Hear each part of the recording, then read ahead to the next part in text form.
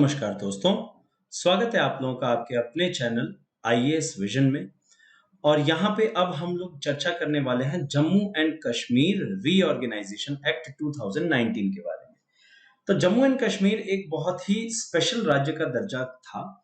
इसकी पूरी background story क्या है, क्या मिथ्स हैं इसको लेके, और गवर्नमेंट क्या पक्ष पेश कर रही है और सुप्रीम कोर्ट का क्या स्टैंड है, इस सब पे हम लोग चर्चा करेंगे। बहुत ही इंफॉर्मेटिव वीडियो होने वाला है। उससे पहले मैं आपसे ये दरख्वास्त करना चाहूंगा कि आप चैनल को सब्सक्राइब कर लें एंड वीडियो को लाइक जरूर करें पसंद आने के बाद। तो चलिए शुरू करते हैं। सबसे पहले थोड़ी सी बैकग्राउंड स्टोरी। तो समय है ये 2015 के इलेक्शंस का। जम्मू एंड कश्मीर के असेंबली इलेक्शंस हुए थे 2015 में।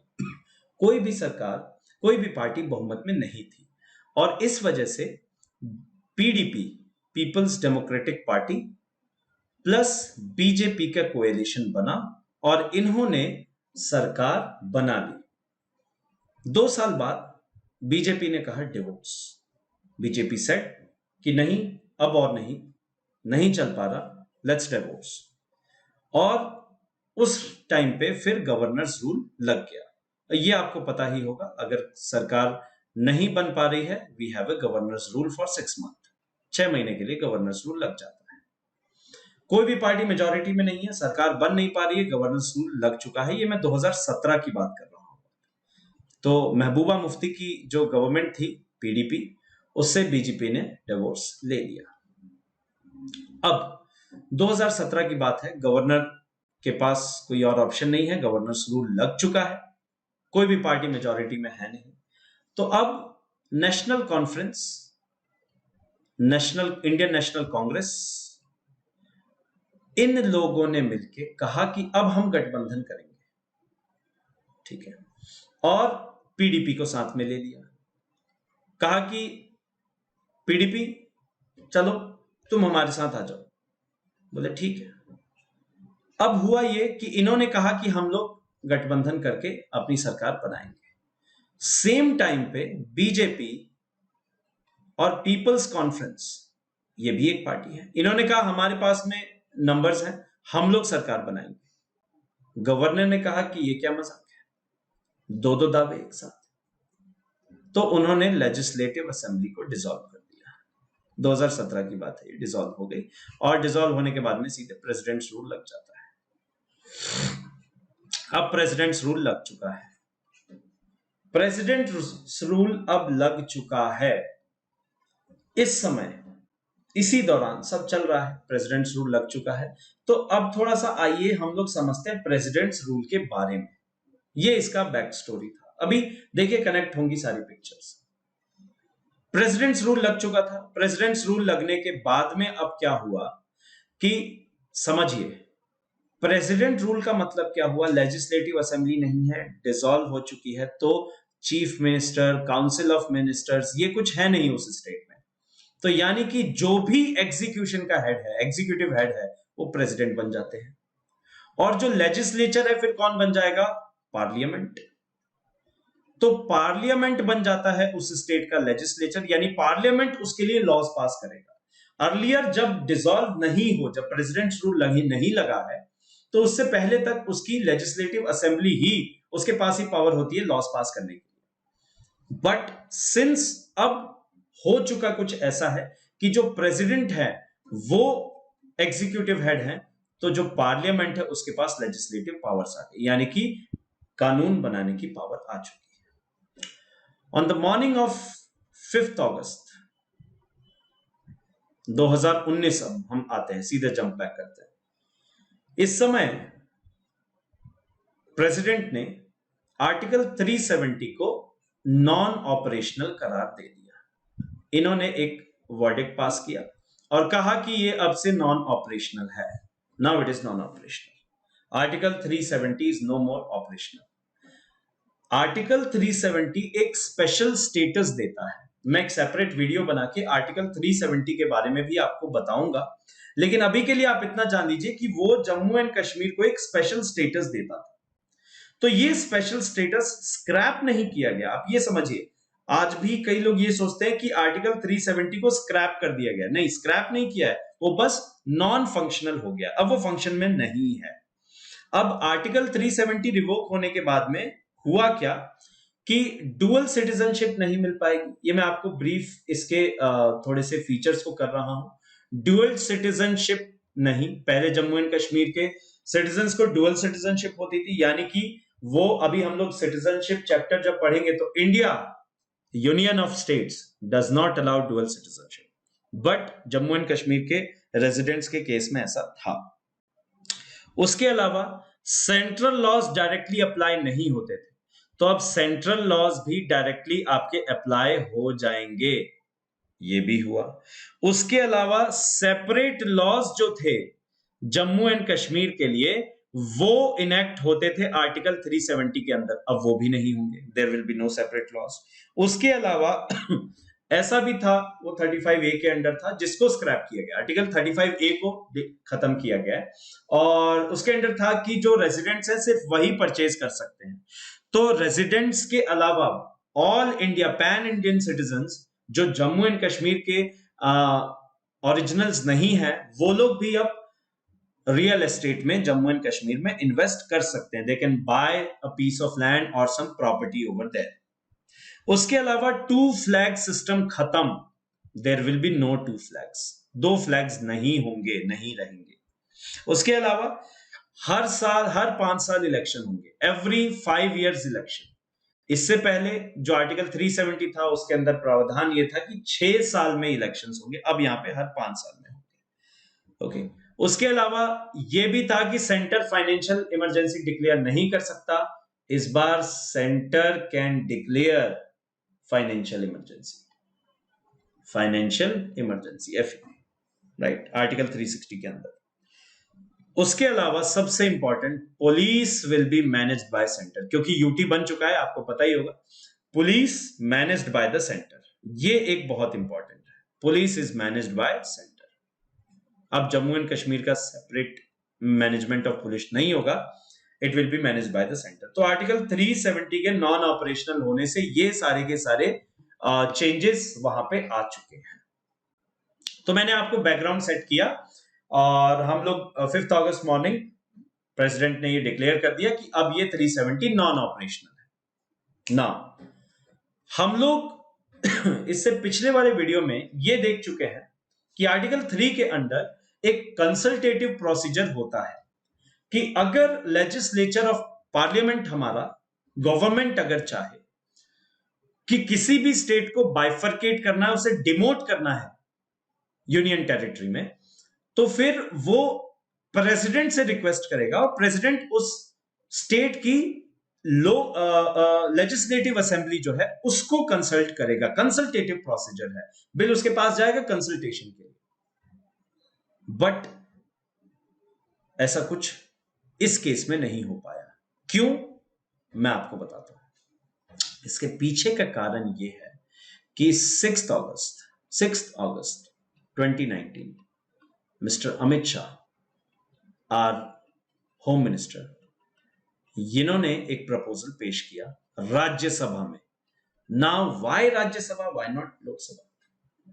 Why Rajya Sabha, why not Lok Sabha?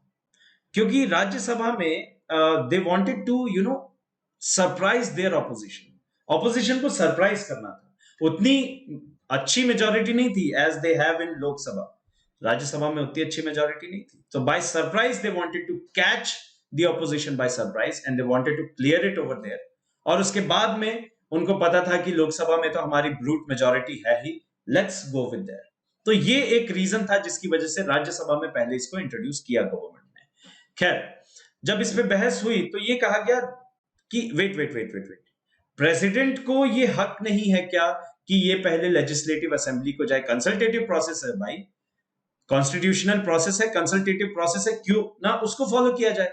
President ने कहा कि मैं भेजू किसके पास, वो तो डिसॉल्व हो चुकी है, आई एम द हेड, और लेजिस्लेटिव पावर्स किसके पास आ गई? फिर पार्लियामेंट के पास। तो इसीलिए फिर इसको भेजा गया लोकसभा के अंदर, लोकसभा में ये पास हो गया, और 31 अक्टूबर 31 अक्टूबर 2019 को ये ऑपरेशन में आ चुका है। अब 31 अगस्त अक्टूबर ही क्यों, जबकि बहस अगस्त से चल रही थी? Because it is the birthday, जन्म तिथि ऑफ सरदार वल्लभ भाई Patel, the iron man of India, the unity man of India. इसी के लिए 31 अक्टूबर 2019 को चुना गया, इस डेट को चुना गया। और अब ये बिल एक एक्ट बन चुका था, एक लॉ बन चुका था। हालांकि वहां पे इंटरनेट कनेक्टिविटी, इंटरनेट कनेक्शंस, ये सब कट किए गए in the name of public order. सब कुछ किया गया, कर्फ्यू लगाया गया, एवरीथिंग वाज देयर। लेकिन फिर इसको, चलिए उससे पहले इसके क्रिटिक्स की बात समझने से पहले हम लोग जरा देखें कि एक्चुअली जम्मू एंड कश्मीर को जो यूटी बनाया गया, लद्दाख को जो यूटी बनाया गया, वो कैसा दिखता है। तो अगर हम लोग बात करें मैप की, ऑफिशियल मैप की, तो ये है, दिस इज द मैप। अभी मैं आपको दिखाऊंगा एक रॉन्ग मैप भी काफी प्रचलन में आया था, यही एक मिथ था जिसको बाद में कार्व आउट कर दिया गया। So this area, yellow coloured area, is Jammu and Kashmir and this is Ladakh. These both are UTs, union territories है।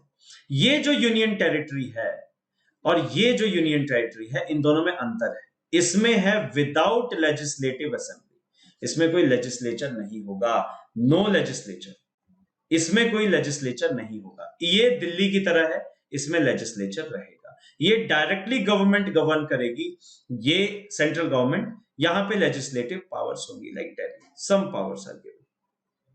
तो this is the now map of Jammu and Kashmir and UT. Now यहां पे एक सबसे अच्छी बात यह है कि हमारा प्यारा इधर का हिस्सा अक्साई चिन, इसको भी इंक्लूड किया गया, और इस तरफ जो हमारा पीओके था उसको भी इंक्लूड किया गया है, गिलगिट बाल्टिस्तान एंड ऑल। तो ये एक सबसे अच्छी बात इसमें रही। ये एक मैप था जो प्रचलन में था, जो कि गलत है, जो बताता है कि इक्वल डिविडेशन हुआ है लद्दाख और जम्मू कश्मीर का। नहीं, ऐसा नहीं है, इक्वल डिविडेशन नहीं हुआ है। मेजॉरिटी पोर्शन लद्दाख को है, हालांकि माउंटेनियस रीजन है, बहुत कम यहाँ पे पॉपुलेशन है। 2011 के सेंसस से जाएं तो लगभग 2 लाख के आसपास सेंसस है यहाँ पे, और यहाँ पे 1.25 करोड़ के आसपास पॉपुलेशन है। सो यहाँ पे कुछ इस तरीके से, और यही कारण था कि इसको लेजिस्लेचर देने का रीजन भी था इस यूटी को। तो ये गलत है, फेसबुक पे, इंस्टाग्राम पे बहुत ये प्रचलन में आया था। तो let me tell you, this is wrong.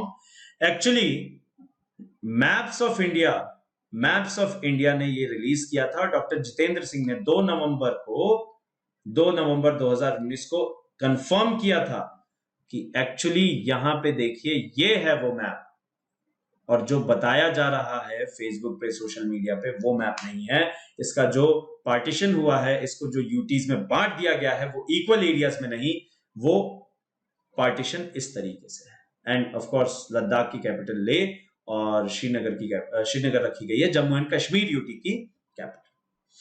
सो इस तरीके से चेंजेस किए गए थे।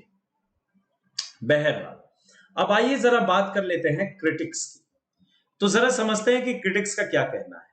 क्रिटिक्स का कहना है कि रुको, जरा हमें यह बताओ कि प्रेसिडेंट्स रूल क्या परमानेंट है? नहीं, हमारे संविधान के अनुसार प्रेसिडेंट रूल की भी एक्सपायरी डेट है। प्रेसिडेंट्स रूल मैक्सिमम 3 इयर्स तक लगाया जा सकता है। अब उस 3 इयर्स के दौरान जो लेजिस्लेटिव पावर्स हैं वो चली जाती है पार्लियामेंट के पास, और जो एग्जीक्यूटिव हेड होता है वो प्रेसिडेंट होता है, इसीलिए प्रेसिडेंट्स रूल भी बोलते हैं। तो अगर लेजिस्लेटिव पावर्स पार्लियामेंट के पास चली गई जो सिर्फ 3 साल के लिए, तो क्या एक टेम्पररी बॉडी, ये टेम्पररी है, presidents rule is not permanent, it is temporary, तो क्या टेम्पररी रूल से हम लोग परमानेंट लॉज को ड्राफ्ट कर सकते हैं? क्या ऐसा रहेगा?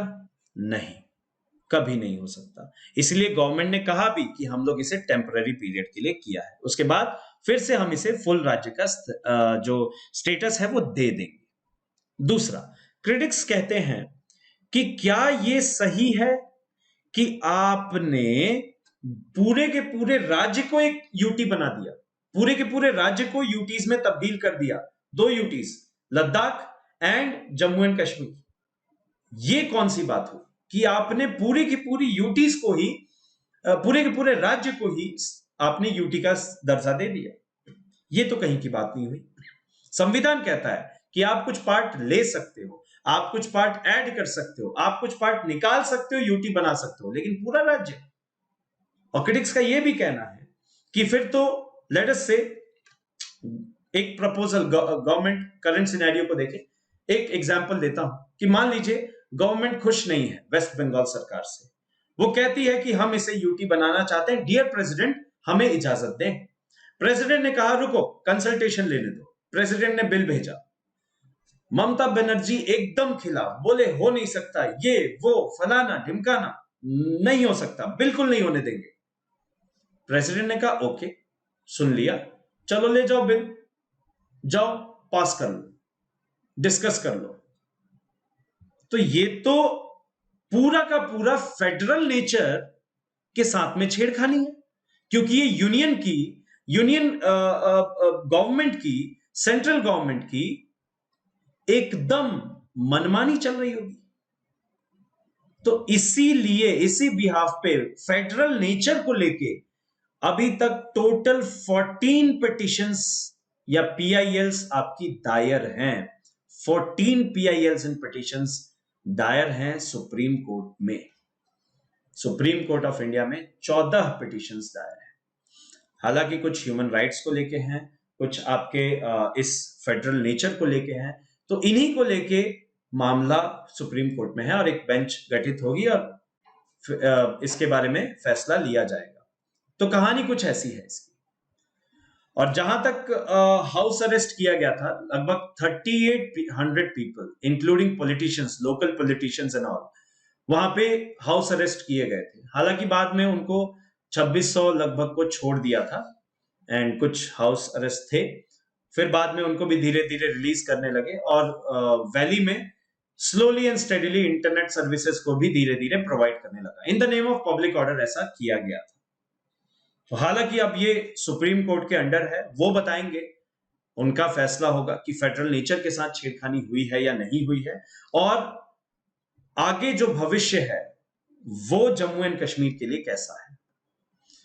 और ये जो गवर्नमेंट ने किया था, ये किया था इन द नेम ऑफ, उनका कहना था कि जम्मू एंड कश्मीर में इन स्पेशल प्रोविजंस के होने के चलते ये जम्मू एंड कश्मीर को हमारे साथ मिलाने में प्रॉब्लम हो रही है। और ये एकदम अगेंस्ट जा रहा है जो उस समय का विजन था कि जम्मू एंड कश्मीर को स्पेशल स्टेटस का दर्जा देके धीरे धीरे हम लोग उसको अपने में मिला लेंगे। वहां पे मिलिटेंसी की प्रॉब्लम को भी एक बहुत ज्यादा बढ़ावा मिल रहा है by infiltration of Pakistan, right. उसके अलावा अगर हम लोग बात करें तो गवर्नमेंट का कहना था कि जो भी हेल्थ केयर या फिर एजुकेशनल फंड्स वहां पे पहुंचते हैं वो इक्वली डिस्ट्रीब्यूट नहीं हो पाते on the basis of corruption and all. तो इसी वजह से टेम्परेरी टाइम पे किया। लेकिन एट द सेम टाइम ये मामला उठता है कि क्या ये फेडरल नेचर ऑफ कॉन्स्टिट्यूशन के साथ छेड़खानी नहीं है। और supreme court, dearest supreme court, in Kesavananda Bharati case, उन्होंने कहा था कि आप कुछ भी करेंगे लेकिन बेसिक स्ट्रक्चर ऑफ कॉन्स्टिट्यूशन इसको नहीं छेड़ सकते। Basic structure of constitution of India ये नहीं छेड़ा जा सकता। आप कुछ भी करेंगे इसको नहीं छेड़ेंगे। इसी बात को लेके काफी बहस हुई थी, heated debate was there and मामला अभी पेंडिंग है and let's see how it rolls out. और अभी तो डिलिमिटेशन प्रोसीजर भी चल रहा है। डिलिमिटेशन का मतलब ये होता है कि कॉन्स्टिट्यूएंसीज को रीऑर्गेनाइज करना। और ये डिलिमिटेशन कैसा है, क्या है जम्मू एंड कश्मीर का, उसको लेके मैं एक सेपरेट वीडियो बनाऊंगा। मेक श्योर आप चैनल को सब्सक्राइब जरूर करें, वीडियोस को शेयर करें दिल खोल के, बिकॉज ऐसे इंफॉर्मेटिव वीडियोस आप तक पहुंचती रहनी चाहिए। लाइक जरूर करें, कमेंट्स करके बताएं कौन सा पार्ट आपको अच्छा लगा एंड और किस बारे में आप जानना चाहते हैं। Thank you so very much. मिलते हैं नेक्स्ट सेशन में। बाय बाय, जय हिंद एंड टेक केयर।